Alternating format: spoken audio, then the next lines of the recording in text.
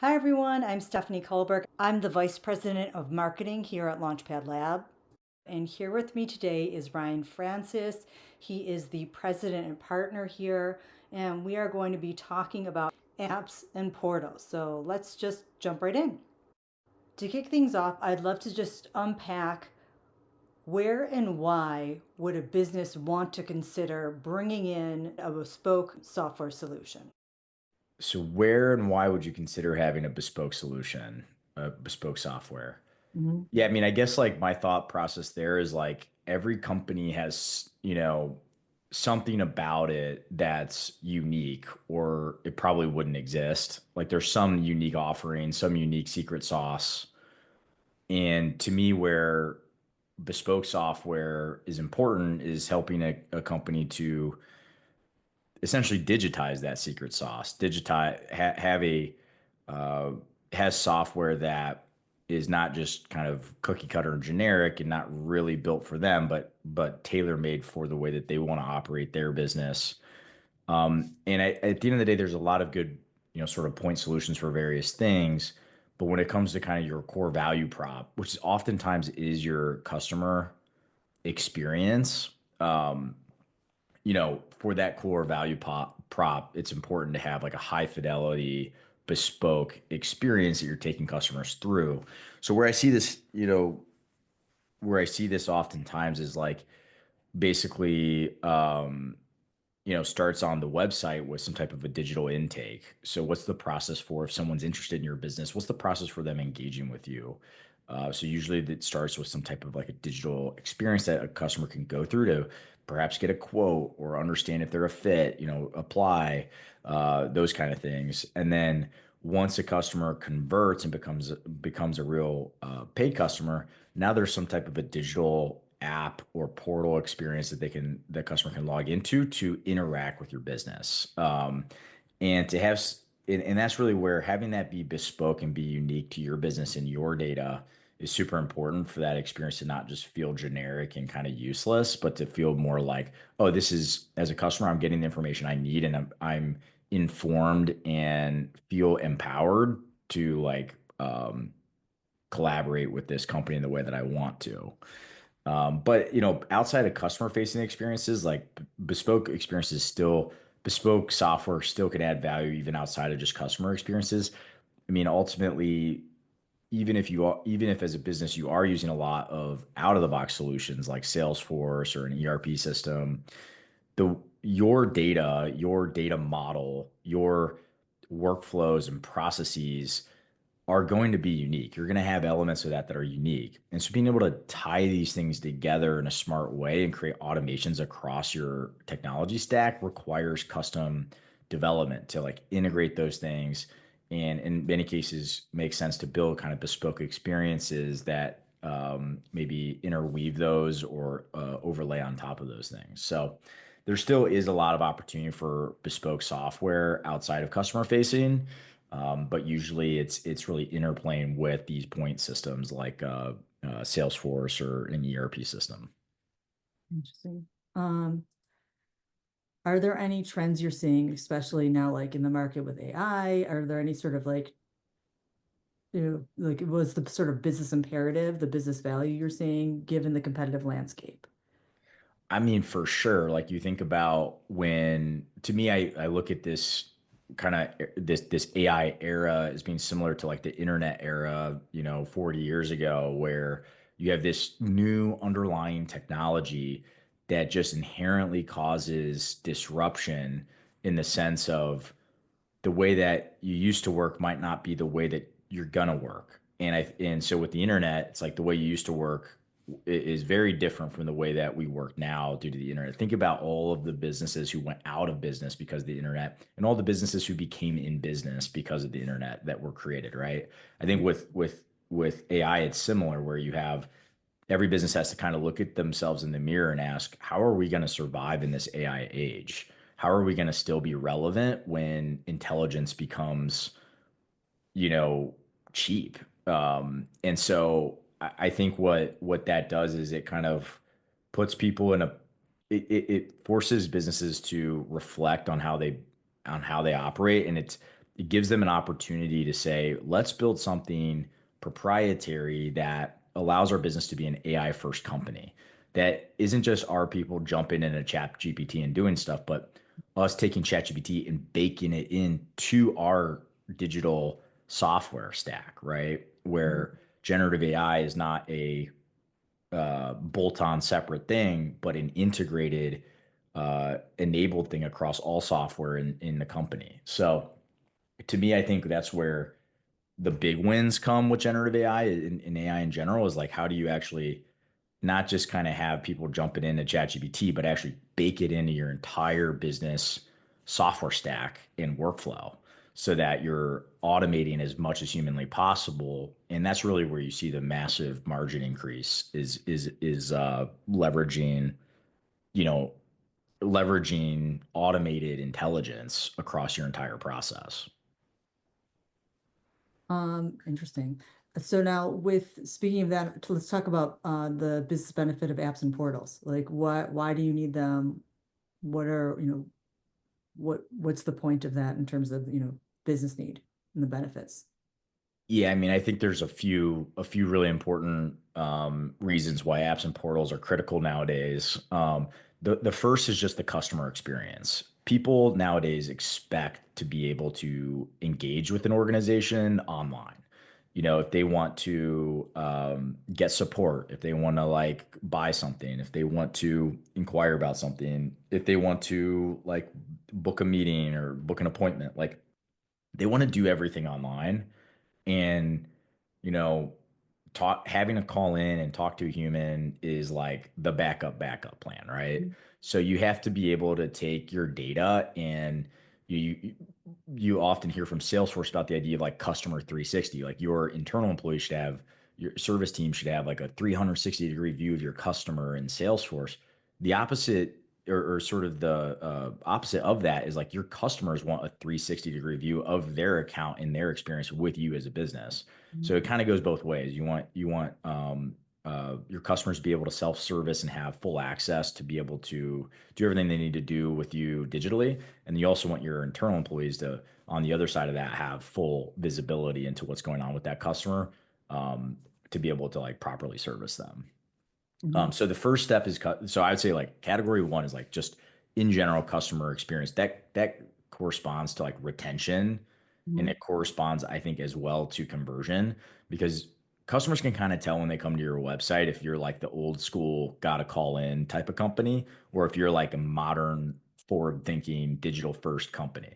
So a lot of Mhm. customers just don't want to engage with a business that's old school. They want a more fresh organization to do business with, right? So it definitely has a revenue impact, and then on the front end of the conversion process, and also has a revenue impact on the back end in terms of retention. You have customers who maybe are like looking at, oh, I'm working with this bank today, but they're kind of old school, and I might just go work with this new bank that is like totally digital, and it's going to be, I don't have to talk to bankers anymore. I can do everything easily through an app or something.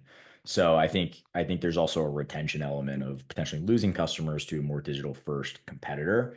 um, so yeah, I think you have uh, customer experience, you have revenue impacts, and then I think the final thing would be cost impact, which is basically that when you give your customers the ability to take care of their own experience with you via digital tooling, Mhm. you reduce the need for human involvement to resolve their jobs to be done, right? Like if they want to do it, you allow your customers to handle things on their own. That's less times that they have to email you, call you, reach out to you to have. Now you have man hours going to supporting what they're trying to get done, which they could have done on their own, right? So it's cost is in the form of support personnel and people that have to just like handle more cases coming in. Mhm. Well, and it can also, at least from what we've talked about in the past, be like a revenue generator where you can essentially take in more. So it's like in terms of what you talked about, the digital intake, you can get more, if you're selling something, for example, you can sell more things in theory if there's a digital, digital storefront experience.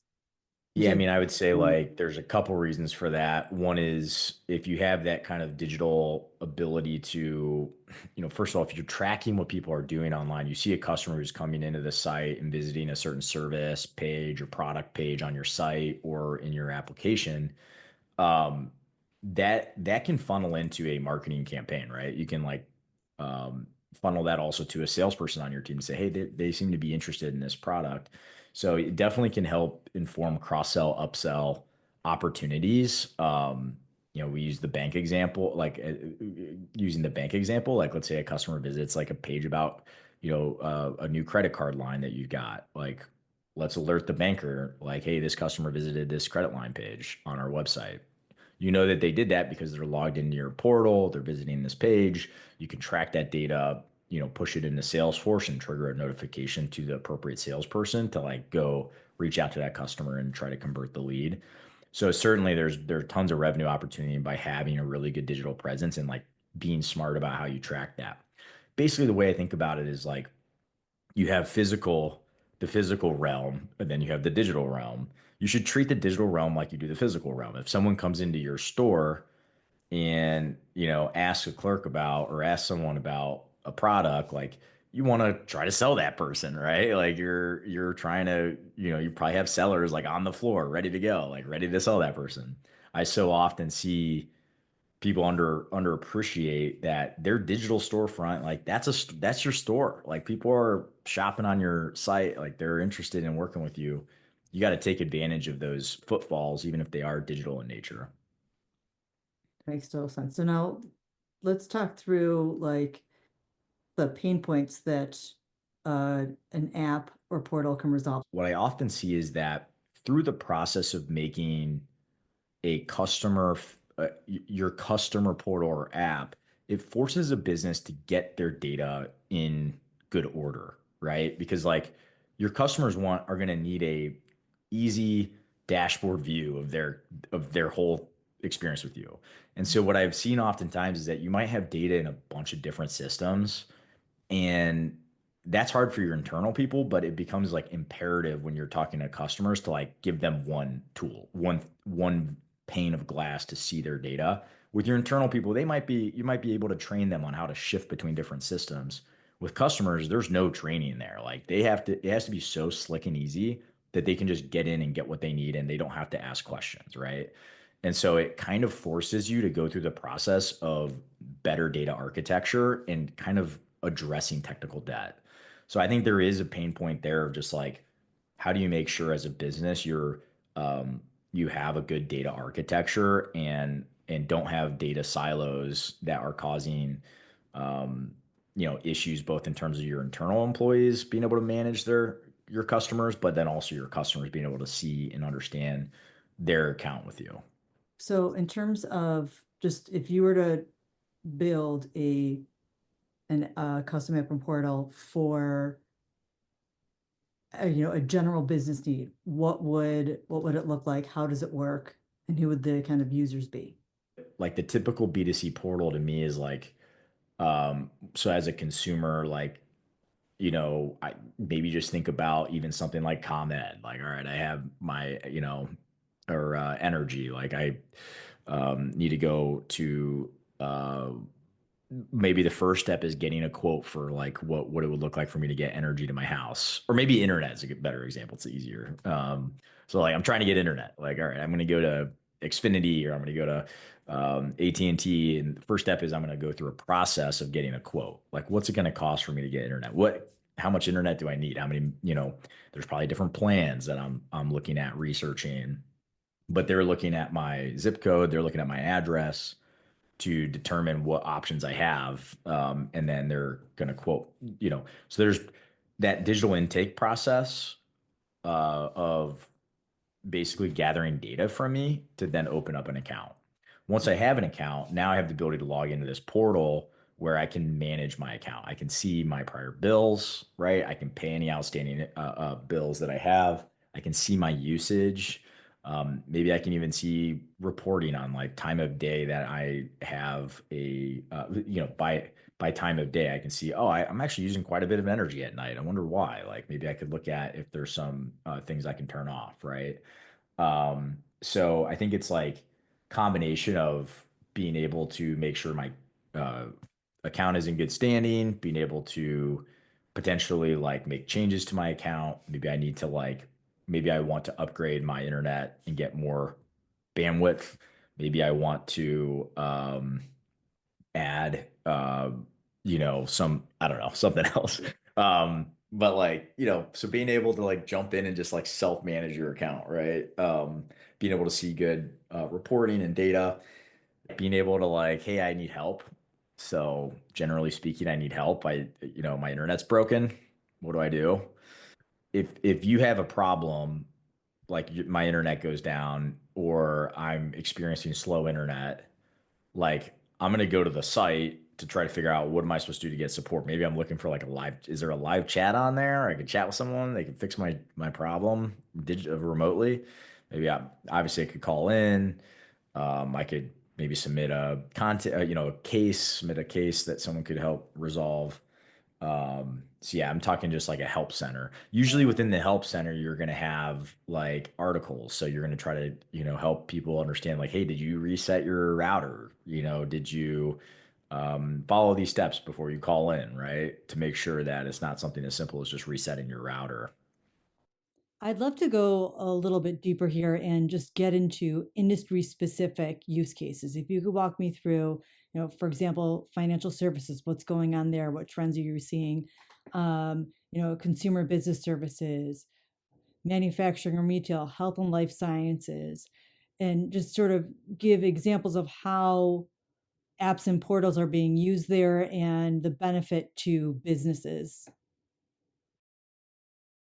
So in financial services, we see a lot of financial portals. You think about like an investor portal where investors can come in, they can see how their investments are performing, they can download financial statements, tax documents, client portals as well for kind of similar purposes. In financial services, we also see a lot in the insurance space, like client experience. Imagine, your Geico app or something where you can download it, you can get your policy, submit a claim. So we see portals in financial services a lot. In consumer business services, think about that industry as being like professional services companies, not unlike my own company at LaunchPad. And a lot of what we're seeing in that space is going to be taking that proprietary knowledge and know-how that a consulting services business has and baking it into some type of digital experience. So a lot of content style experiences, a lot of communicating status of project, allowing your business customers to upload documents and data. So a lot of kind of B2B style client experiences. In manufacturing and retail, we see a lot of like sort of loyalty apps. How do you engage customers in a more unique way? And then in health and life sciences, we see portals really across the board. You have patient portals, provider portals.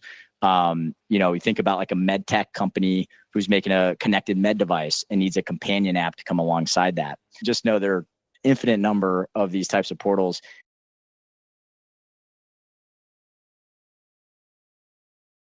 I'd like to shift topic a little bit here in terms of AI. That's something that's unmistakable. You can't miss it right now. It's everywhere. How is that influencing custom app development and the impact that it has on businesses? So a couple of years ago, before Gen AI, you had to handwrite every piece of code in the application. Now I would say it's kind of the opposite. Like most of the code is being generated. And so as you think about speed to market on custom app development, I would say in general, like rule of thumb, projects have been cut overall in half. So it's about half the cost it was maybe 2 years ago to build the same application right now. I expect those costs to continue to decline there'll be a limit to how far that goes down, but there's also like when you think about time to market, there's like the process that you use for building custom apps. Like my team is like, we've got that down. We've been doing it for 13 years. We've been layering into that process. How do we make it AI first? So our process now is a totally AI first, but then you have the technology. And so when you couple a great process with a great technology, that's when you get that kind of order of magnitude, faster time to market. Couple that with Gen AI, and we've got like a pretty big, substantial speed difference, I would say. Wow. Thanks, Ryan. I really appreciate your time today and just walking through the different benefits, the different use cases, and the different sort of value drivers behind custom maps and portals.